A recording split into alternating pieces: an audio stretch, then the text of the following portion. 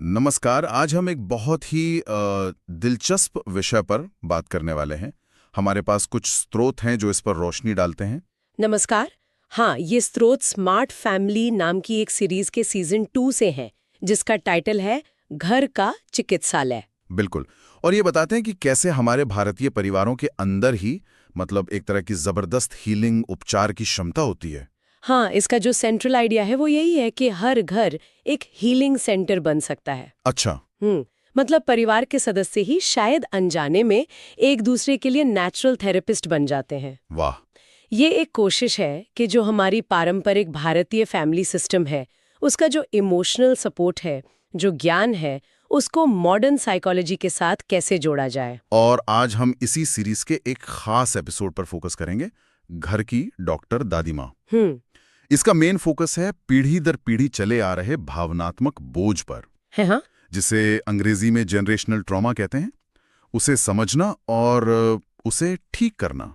हाँ, ये generational trauma या पीढ़ी दर पीढ़ी का आघात, ये समझना बहुत जरूरी है। क्या होता है असल में? देखिए, आसान भाषा में कहें तो जो पिछली पीढ़ियों के अनसुलझे दुख, डर या उनकी जो व्यवहार के तरीके हैं, वो अनजाने में ही अगली पीढ़ियों तक पहुंच जाते हैं। अच्छा। स्रोत में एक शर्मा परिवार का उदाहरण है। दादी माँ को बचपन में पढ़ने का ज्यादा मौका नहीं मिला, तो वो जो एक कमी का एहसास था, उसके कारण वो अपने बच्चों के लिए बहुत ज्यादा ओवर प्रोटेक्टिव हो गई।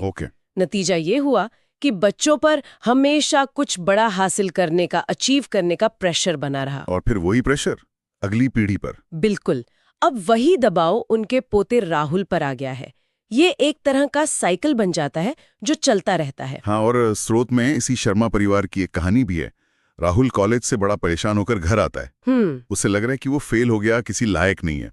अब देखिए, नॉर्मल रिएक्शन क्या होता? हाँ, शायद पिता कहते, अरे हिम्मत रख, लड़के रोते थोड़ी हैं। या माँ कहती, कोई बात नहीं, सब ठीक हो जाएगा, तुम पढ़ाई पर ध्यान दो। बिल्कुल। लेकिन इस बार दादी माँ ने कुछ अलग किया। क्या किया उन्होंने? स्रोत बताते हैं कि दादी माँ चुपचाप राहुल के पास जाकर बैठ गईं। उन्होंने कुछ कहा नहीं शुरू में, बस उसको सेफ फील कराया। उसकी जो भावनाएं थीं, उनको समझा, उनको स्वीकार किया।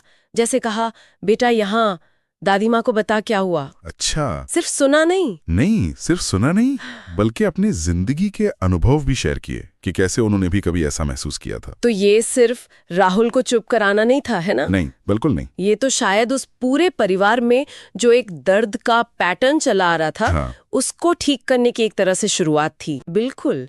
दादी माँ का वो कदम, वो जो ना टूटने वाला चक्र था, उसको तोड़ने की पहली कड़ी बन सकता था। स्रोत इसी बात पर जोर देते हैं कि परिवार के हर सदस्य में, दादा दादी हो, माँ बाप हो, भाई बहन हो, सब में एक खास तरह की नेचुरल हीलिंग कैपेसिटी होती है। श्रोती ने नेचुरल थेरेपी रोल्स कहते हैं, है ना? हाँ, नेचुरल थेरेपी रोल्स। तो इसमें दादी माँ की भूमिका क्या बताई गई है? देखिए, दादी माँ या दादाजी वो अक्सर विजडम थेरेपिस्ट यानी ज्ञान चिकित्सक की भूमिका निभाते हैं। Wisdom therapist. हाँ, उनके पास जिंदगी का तजुर्बा होता है। वो मुश्किल समय में एक पर्सपेक्टिव देते, अरे ये भी गुजर जाएगा। हाँ, ये सुनने को मिलता है। वो कहानियों के जरिए सिखाते हैं, बिना शर्त का प्यार, स्वीकृति देते हैं, और सबसे बड़ी बात, वो अक्सर परिवार के अंदर सालों से चल रहे गहरे इमोशनल पैटर्न को पहचान पाते हैं, जैसे शर्मा परिवार में दादी माँ ने किया। ये बहुत दिलचस्प है। और माता पिता, उनकी क्या भूमिका होती है? स्रोत उन्हें गाइडेंस थेरेपिस्ट कहते हैं। हाँ, गाइडेंस थेरेपिस्ट। हाँ, मार्गदर्शक चिकित्सक। हाँ। उनमें बच्चों की भावनाओं को समझने की, जिसे इमोशनल अट्यूनमेंट कहते हैं, वो क्षमता होती है। वो पोषण देने वाली प्रतिक्रिया देते हैं, प्रैक्टिकल प्रॉब्लम्स को सुलझाने में मदद करते हैं, सुरक्षा का एहसास कराते हैं, कॉन्फिडेंस बढ़ाते हैं, हाँ तुम कर सकते हो। और सीमाएं भी तय करते हैं। बिल्कुल। साथ ही जरूरी बाउंड्रीज भी सेट करते हैं। वो बच्चों को असल दुनिया के लिए तैयार करते हैं। जैसे शर्मा जी शुरू में शायद थोड़े सख्त थे, पर बाद में उनमें यही गाइडेंस वाली भूमिका ज्यादा उभरी। सही है। और भाई बहन, उनका क्या रोल है? वो पीयर थेरेपिस्ट जैसे होते हैं। पीयर थेरेपिस्ट मतलब साथी? हाँ, साथी चिकित्सक।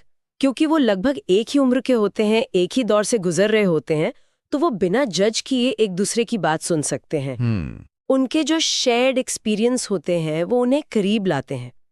कभी कभी तो खेल खेल में ही स्ट्रेस कम कर देते हैं। हाँ, ये तो होता है। और बड़ों की तुलना में शायद ज्यादा सच्ची सीधी फीडबैक दे सकते हैं, जैसे राहुल की बहन प्रिया ने बाद में ये रोल निभाया। अच्छा, ये तो हो गई भूमिकाएं, लेकिन ये जो पीढ़ी दर पीढ़ी चलने वाले पैटर्न्स हैं, क्या स्रोत भारतीय परिवारों में कुछ कॉमन पैटर्न भी बताते हैं? हाँ बिल्कुल, कुछ पैटर्न है जो ज्यादा देखने को मिलते हैं। एक तो है अचीवमेंट ऑब्सेशन, उपलब्धि का जुनून। हाँ, जैसा हमने शर्मा परिवार में देखा।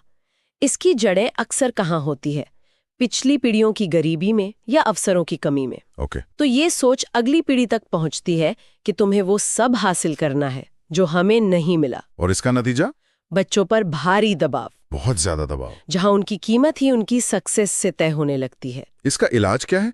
स्रोत में दादी माँ का क्या कहना है इस पर? दादी माँ का नजरिया बड़ा बैलेंस्ड है। वो कहती हैं, बेटा सफलता जरूरी है, पर तेरी खुशी, तेरा सुकून सबसे पहले है।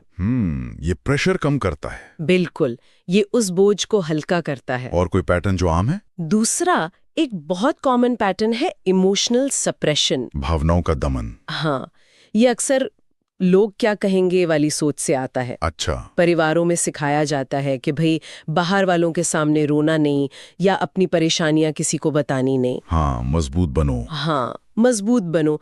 इसका असर ये होता है कि लोग अपनी भावनाओं को खुलकर हेल्दी तरीके से एक्सप्रेस ही नहीं कर पाते। इस पर दादी माँ की क्या राय थी? स्रोत में दादी माँ की एक बहुत अच्छी बात लिखी है, रोना कमजोरी नहीं, मन की सफाई है, आंसुओं में भी ताकत होती है। वाह। ये इमोशंस को एक्सेप्ट करने और एक्सप्रेस करने को एनकरेज करता है। एक और पैटर्न का जिक्र है स्रोत में, जेंडर रोल रिजिडिटी। हाँ, लैंगिक भूमिकाओं की कठोरता, मतलब लड़कों को ऐसा होना चाहिए, लड़कियों को वैसा। ये भी बहुत आम है ना? बहुत आम है। इसकी जड़ें पुरानी सामाजिक मान्यताओं में है, शायद उस समय की सर्वाइवल स्ट्रैटेजीज में हो। ये लड़के ऐसे रोते नहीं या लड़कियों को ये सब करना शोभा नहीं देता जैसी बातों से आगे बढ़ता है। और इसका असर क्या होता है? नतीजा ये होता है कि लोग अपनी असली पहचान, अपनी इच्छाओं को दबा देते हैं, सेल्फ एक्सप्रेशन लिमिटेड हो जाता है। यहाँ भी दादी माँ की समझ काम आती है। हाँ, स्रोत में वे कहती हैं, जमाना बदल गया है बेटा, तू वो बन जिसमें तुझे खुशी मिले, चाहे दुनिया कुछ भी कहे। ये बहुत पावरफुल बात है। बिल्कुल। तो अगर परिवार इन पैटर्न्स को पहचान लेता है, जैसे शर्मा परिवार ने धीरे धीरे पहचाना, तो फिर इनको ठीक करने का तरीका क्या है? स्रोत कोई प्रोसेस बताते हैं? हाँ, स्रोत एक 4 स्टेप प्रोसेस की बात करते हैं। 4 स्टेप्स? हाँ, पहला कदम है रिकॉग्निशन, यानी पहचानना। हाँ, ये मानना कि हाँ, हमारे परिवार में ये पैटर्न मौजूद है।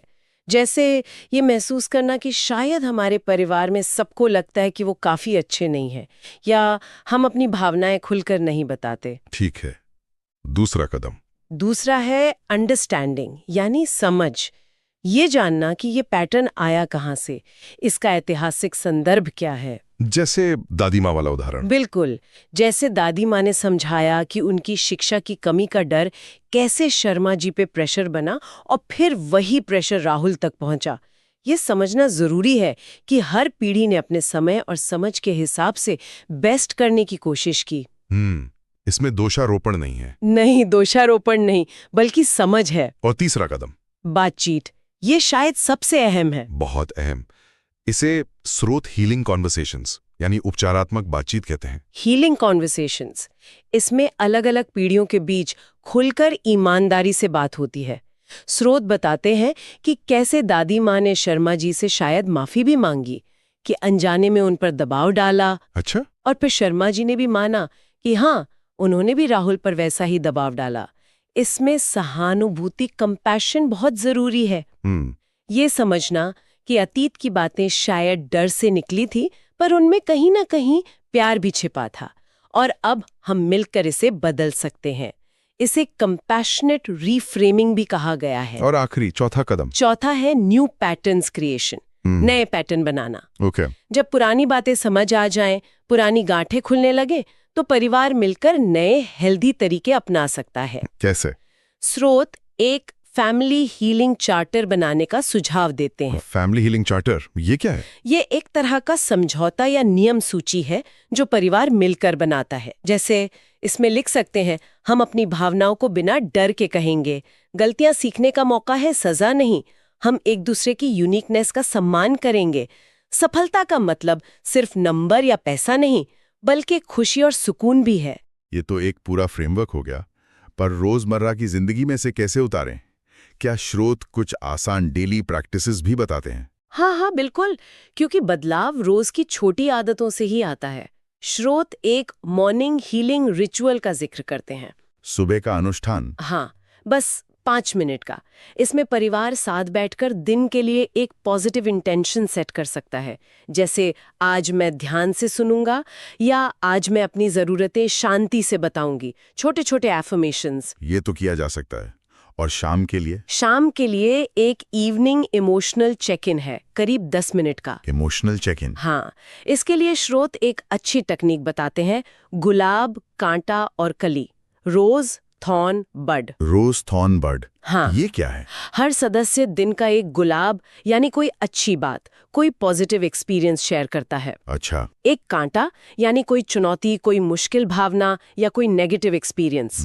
और एक कली यानी आने वाले कल के लिए कोई उम्मीद, कोई लर्निंग या कोई ऐसी चीज जिसका इंतजार हो। ये तो बहुत अच्छा तरीका है दिन भर की भावनाओं को प्रोसेस करने का। बिल्कुल।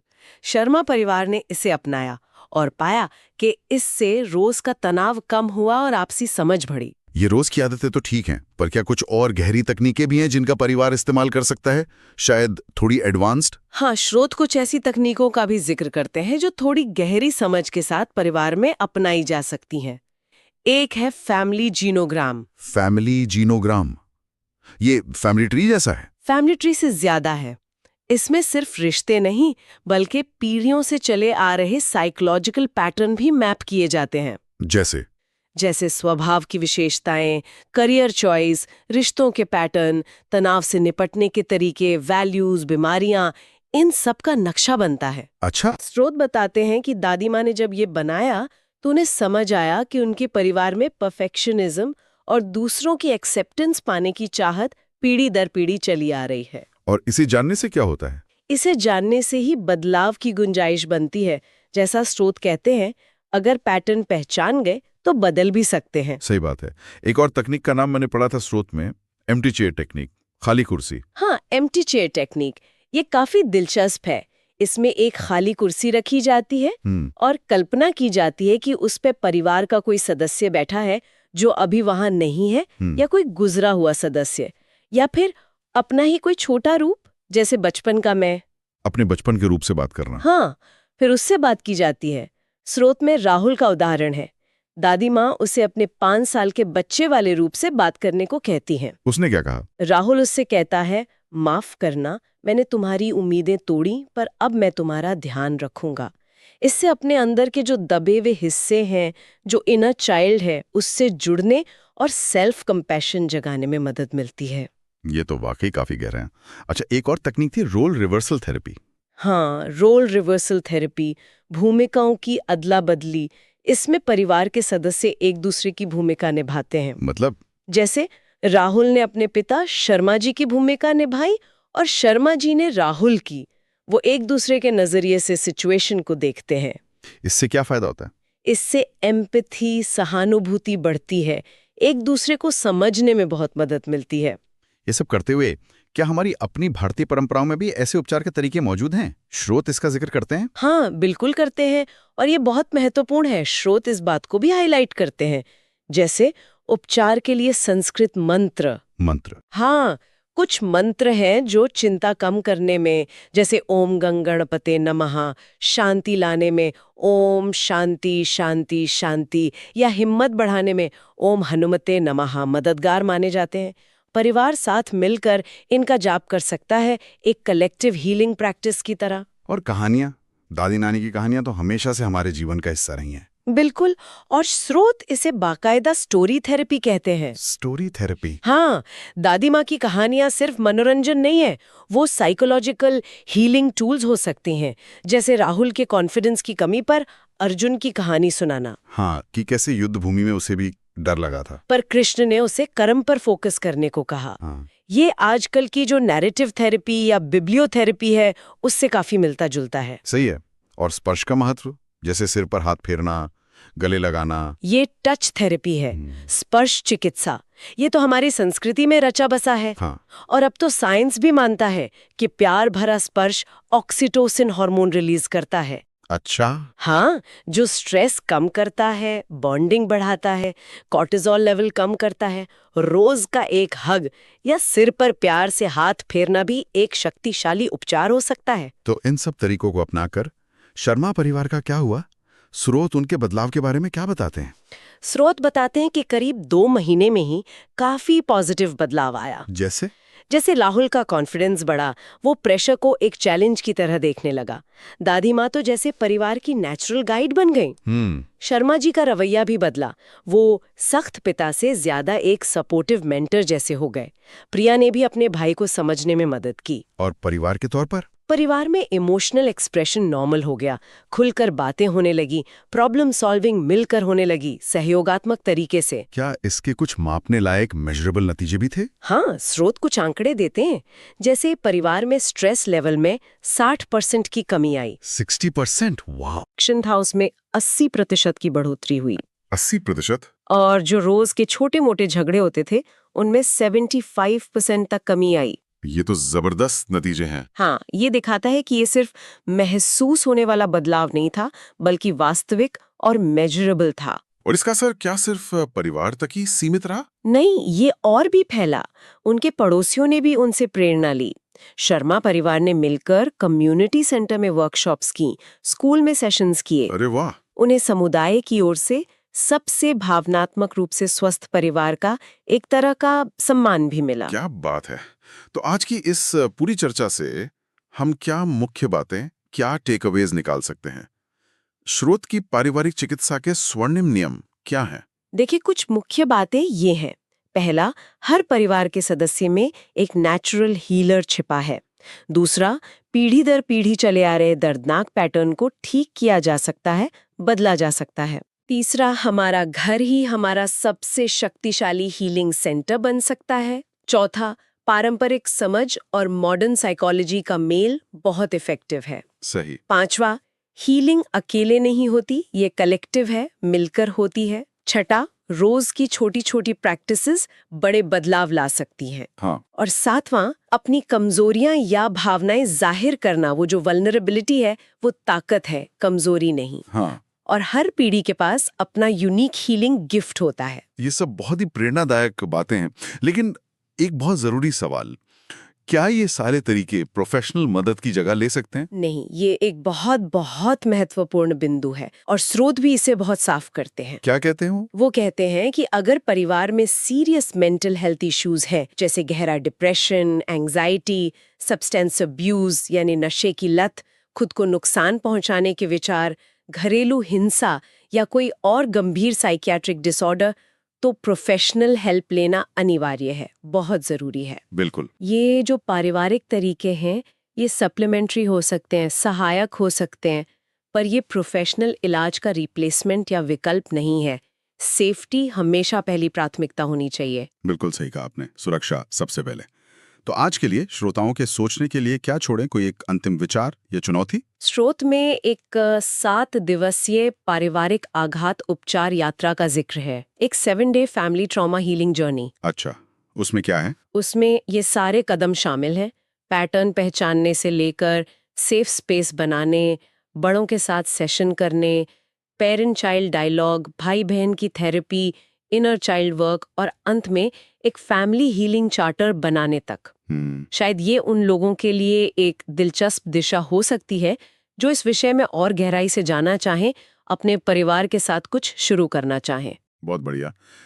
तो इसी विचार के साथ हम आज की ये गहरी बातचीत यहीं समाप्त करते हैं। याद रखें, जैसा कि स्रोत हमें बताते हैं, हर घर में उपचार की अद्भुत शक्ति मौजूद है। बस उसे पहचानने और उसे सहेजने की, सिस्टमैटिकली इस्तेमाल करने की जरूरत है।